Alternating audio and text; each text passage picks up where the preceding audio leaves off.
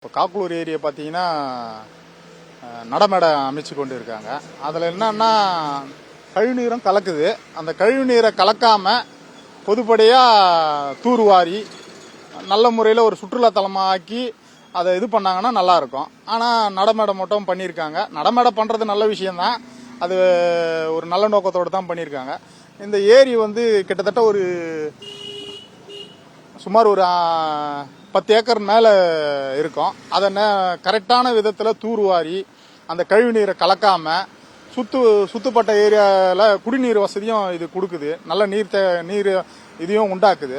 அதை முறைப்படி மாவட்ட நிர்வாகம் என்ன பண்ணணும்னா இதை தூர்வாரி நல்ல முறையில் ஒரு நல்ல சுற்றுலா தலமாகவும் இல்லை ஒரு நல்ல நீர்த்தேக்கமாகவும் இது பண்ணலாம். அதை கரெக்டாக ப்ராசஸ் பண்ணி நல்ல முறையில் கழிவுநீர் கலக்காத விதத்தில் பண்ணால் நல்லா இருக்கும். அது என்னோட தாழ்வான வேண்டுகோள். இதில் இன்னும் நல்ல விஷயம்லாம் நடக்கும். நல்ல விஷயம்லாம் பண்ணலாம். என்னன்னா அதை தூர்வாரினாங்கன்னா பெரும்பாலும் சுத்தப்பட்ட ஒரு 20,000 குடும்பம் இருக்கு. அந்த கழிவுநீர் கலக்காம நல்ல நீரும் வரும். அதுதான் என்னோட தாழ்வான வேண்டுகோள். இவ்வளோ விதத்தில் நடமேடை அமைச்சிருக்காங்க. அது நல்ல பெரிய விஷயம்தான். அந்த நடமேடைக்கு ஏற்ற போல அந்த ஏரியும் பாதுகாக்கணுன்றது என்னோட வேண்டுகோள்.